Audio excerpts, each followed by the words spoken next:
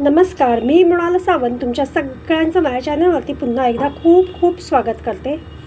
तर आज आपण बघणार आहोत की मिक्सर हा कसा स्वच्छ करायचा आहे.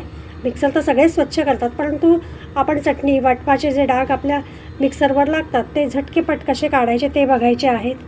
त्यानंतर मिक्सरचं भांडं हे आतून बाहेरून कसं स्वच्छ करायचं ते बघणार आहोत आणि मिक्सरच्या भांड्याला अगदी पटकन अशी आपण धार कशा प्रकारे काढू शकतो तेही बघणार आहोत. तर हे बघा, हा माझा मिक्सर आहे. त्याच्यावर बघू शकता किती डाग पडलेले आहेत. आपण वाटण काढतो, त्यानंतर चटण्या करतो, त्यावेळेला थोडं तरी अन्नाचे पदार्थ यावर पडतात आणि त्यानंतर असे डाग राहतात. तर तेव्हाच लगेच नाही पुसून काढले ना की मग हे असे डाग राहतात आणि त्यानंतर असा मिक्सर हा खराब झालेला आहे. तर मी हा मिक्सर जवळजवळ 15 दिवस स्वच्छ केला नव्हता. हा तुम्हाला दाखवण्यासाठी हा असाच ठेवला होता. तर आता आपण हा कसा स्वच्छ करायचा ते बघायचं आहे. तर एक टूथपेस्ट पाहिजे आपल्याला, जी कोलगेट मी इथे वापरलेली आहे.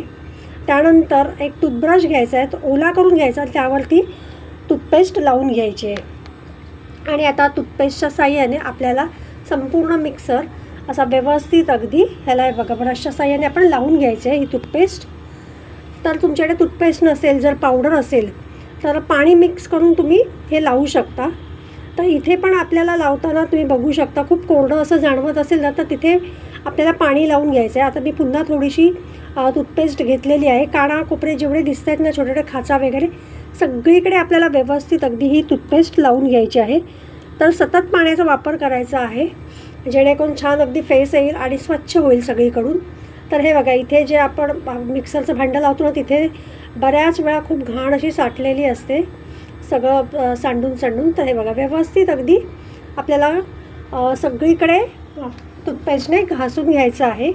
त्यानंतर एक ओलं कापड करून घेतलेलं आहे, कॉटनचं कापड घ्यायचं ओलं करून, आणि त्याने हे व्यवस्थित अगदी पुसून घ्यायचं आहे. तर हे व्यवस्थित अगदी मी पुसून घेत आहे. तर अधेमध्ये हे कापड आपल्याला स्वच्छ अगदी धुवून घ्यायचं आहे आणि पुन्हा हे पुसून घ्यायचं आहे. तर पुसताना लक्षात ठेवा, घट्ट असं हे पुसून आपल्याला पिळून घ्यायचं आणि त्यानंतरच आपल्याला हे अशा प्रकारे पुसून घ्यायचं आहे. हे बघा, तर अगदी फटाफट हे अगदी स्वच्छ होतं.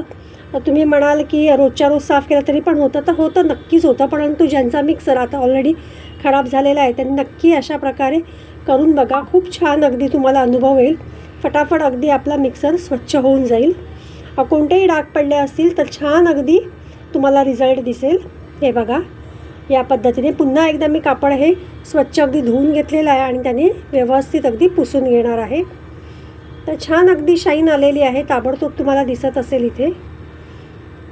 तर आता हे जे काम करतो ना आपण, ते शक्यतो रात्रीचंच करायचं, कारण आपण ओलं कापड वापरतो. मग सकाळपर्यंत हा मिक्सर छान अगदी सुकून जातो, म्हणजे जेणेकरून आपण सकाळी जर केला आणि आपल्याला पुन्हा वाटण वगैरे करायचं असेल तर उगीच आपल्याला काही रिस्क नको. त्यामुळे शक्यतो हे काम आपण जे करतो ना मिक्सर स्वच्छ करण्याचं, ते रात्रीचंच करायचं, जेणेकरून सकाळपर्यंत छान अगदी आपला मिक्सर कोरडा होऊन जाईल.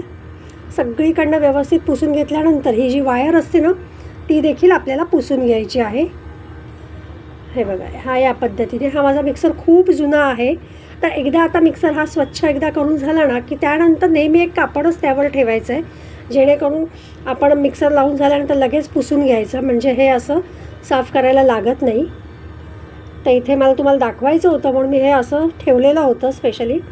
तर हे बघा, इथे माझा मिक्सर क्लीन करून झालेला आहे, तुम्ही बघू शकता. खूप छान चमक आलेली आहे. त्यानंतर एक सुक्या कापडाने मी संपूर्ण अगदी हा मिक्सर पुसून घेणार आहे. हा बघा, तर फरक तुम्हाला नक्की जाणवत असेल. खूप छान अगदी आपला मिक्सर झालेला आहे.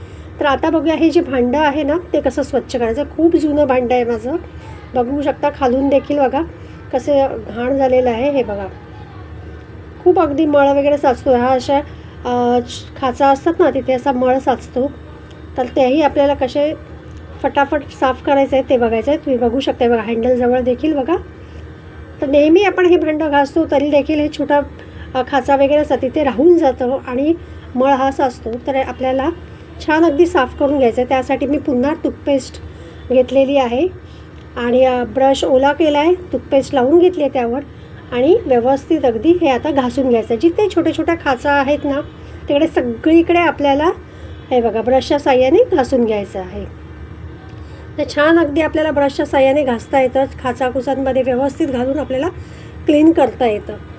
तर इथे पण हे बघा, इथे जिथे जिथे आपल्या इथे बघा मळ साचला होता तिथे मी ब्रशच्या साहाय्याने हे अशा प्रकारे करून घेणार आहे. हे बघा, तर जिथे जिथे तुम्हाला दिसतं आहे ना तिथे सगळीकडे अशा प्रकारे आपल्याला टूथपेस्टचा वापर करून घ्यायचा आहे. तर मी पुन्हा तुम्हाला सांगते, जर टूथपेस्ट नसेल, तुमच्याकडे पावडर असेल तर त्यामध्ये पाणी मिक्स करा आणि असं स्वच्छ करा. आता मागच्या बाजूने पण तुम्ही बघू शकता खालून आतून किती हे खराब झालेलं आहे. तर पाण्याचा वापर करायचा आहे. तर थोडं थोडं हे पाण्यामध्ये ब्रश बुडवायचं आणि व्यवस्थित अगदी आपल्याला क्लीन करून घ्यायचं आहे. अगदी फटाफट क्लीन होतं आणि एक वेगळी शाईन येते. तर एकदा नक्की ट्राय करून बघा. हे बघा, हे या पद्धतीने तर इथून व्यवस्थित अगदी मी हे करून घेतलेलं आहे. त्यानंतर धुवून दाखवते तुम्हाला. मिक्सर मी भांडं धुतलेलं आहे, छान अगदी क्लीन झालेलं आहे. खूप जुनं भांडं आहे हे देखील. तर आता मी तुम्हाला ते काही जणांचं ना ब्लेड असतं ना त्याच्या खाली पण काळं झालेलं असतं. तर त्यासाठी काय करायचं, हा जो स्क्रू असतो तो काढून घ्यायचा. एक छोटासा याच्यामध्ये ना असा रबर असतो, म्हणजे वायसरसारखा असतो, मी दाखवते तुम्हाला. तर तो असा आपल्याला यामध्ये पहिला लावून, हा बघा हा वायसर आहे, तो यामध्ये लावून घ्यायचा. आपलं जर भांडं खराब झालं असेल तर घासून वगैरे व्यवस्थित घ्यायचं. त्यानंतर हे अशा प्रकारे त्याचं ब्लेड लावून घ्यायचं आणि हा स्क्रूने असं टाईट करून घ्यायचं आहे. तर माझं तर भांडं आतून खूप क्लीन होतं. ज्यांचं भांडं आतून खराब झालं असं, बऱ्याच जणांचं काळं असे डाग पडलेले असतात, तर त्यांनी असं ब्लेड काढून घ्यायचं आणि इझिली तुम्ही साफ स्वच्छ करू शकता तुमचं मिक्सरचं भांडं आणि घट्ट असं लावून घ्यायचं. तर तुम्ही बघू शकता इथे बघा किती क्लीन झालेलं आहे. जराही कुठेही मळ वगैरे साचलेला नाही आहे, छान अगदी झालेलं आहे. तर इथे आपलं मिक्सर स्वच्छ झालेलं आहे. तर आता मिक्सरच्या भांड्याला आपल्याला धार काढायची आहे. ती कशी काढायची मी सांगते. तर आपल्याकडे गुळ्यांची पाकिटं जी असतात त्यामधल्या गुळ्या काही आपण खातो, काही अर्ध्या तशाच राहतात, एक्सपायरी होऊन जाते, गुळ्या आपल्या वेस्ट जातात, किंवा सगळ्या गुळ्या खाल्लेल्या आहेत, पाकिटं अशी रिकामी उरलेली आहेत, तर त्या पाकिटांचाच आपल्याला इथे उपयोग करायचा आहे. तर त्यासाठी काय करायचं आहे, सगळ्यात प्रथम आपल्याला ही रिकामी गुळ्यांची पाकिटं घ्यायची आणि त्याचे बारीक अगदी तुकडे करून घ्यायचे आहेत. तर आता मी सगळ्यात प्रथम ह्यात ज्या गुळ्यांचे पाकिटं आहेत त्यांचे तुकडे करून घेणार आहेत आणि मिक्सरच्या भांड्यात घालून घेणार आहेत. तर इथे मी ते बघा मिक्सरचं भांडं घेतलेलं आहे, इथे पाकिटांचे तुकडे केलेले आहेत. मिक्सरच्या भांड्यात घालून घ्यायचे आणि फिरवून घ्यायचे, जेणेकरून आपल्या मिक्सरला भांड्याच्या ब्लेडला खूप छान अगदी धार येईल. तर दुसरा प्रकार असा आहे की यामध्ये मीठ घाला, तेही फिरवून घ्या. अगदी 2 मिनटं फिरवल्यानंतर देखील आपल्या मिक्सरच्या ब्लेडला खूप छान अगदी धार येते. आणि तिसरा प्रकार मी तुम्हाला सांगते, तर लिंबाची सालं जर तुमच्याकडे असतील तर ती पण घातली. अगदी वापरलेली लिंबाची सालं जी असतात ना ती फेकून देण्याऐवजी यामध्ये घालून घ्या आणि फिरवून घ्या.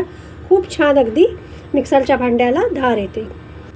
तर मिक्सर आणि मिक्सरचे भांडे कसे स्वच्छ करायचे, त्यानंतर मिक्सरच्या भांड्याच्या ब्लेडला कशा प्रकारे धार काढायची, तर याचा व्हिडिओ तुम्हाला थोडा जरी आवडला तर नक्की एक लाईक करा. चॅनलला जर सबस्क्राईब केलं नसेल तर नक्की सबस्क्राईब करा. धन्यवाद.